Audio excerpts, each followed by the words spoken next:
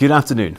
Investigators are revealing their latest findings into an offshore helicopter crash in Norway in which 13 people died, including a Scots oil worker. The accident, in which the rotor blades detached from the aircraft, happened a year ago and resulted in the grounding of Super Puma helicopters in the North Sea oil industry. Ian Stewart from Lawrence Kirk was among the victims of the crash.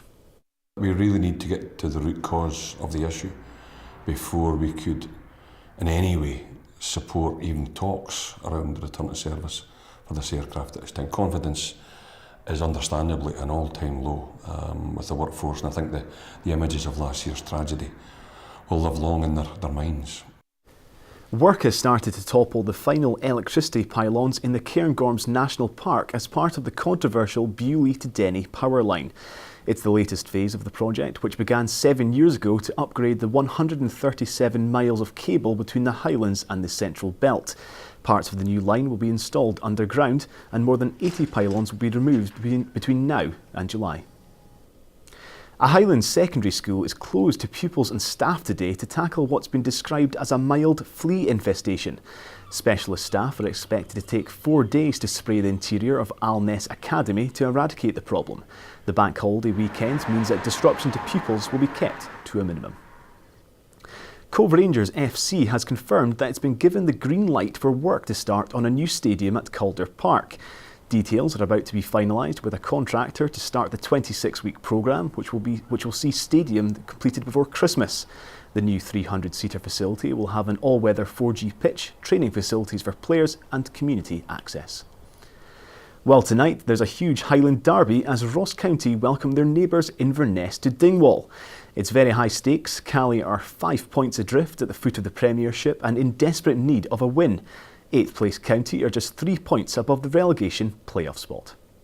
Now it's the biggest Highland derby, probably for both teams, although with County being 8 points ahead, they're probably out of it at the moment in terms of finishing bottom. But come the end of the game, we can drag them back into it. That's what we look to do. Obviously, both clubs with 5 games to go are needing the points, you know, and it's going to be a battle. It'll be a scrap. There's no doubt about that. And I think it's about who concentrates in just playing the game. You know, don't think too much about the occasion. Now here's Sean with the weather forecast.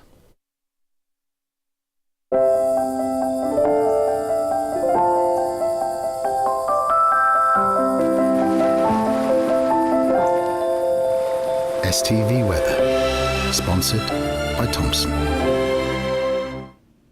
Good afternoon. The weather's looking quite decent for the holiday weekend. A lot of dry weather with sunny spells, some isolated showers around at times. It will also be quite windy, especially on Sunday, a strong southeasterly wind. A lot of dry weather around today, just a few isolated showers cropping up mainly across the Highlands through Aberdeenshire and into Angus, and those isolated showers still continuing overnight tonight too.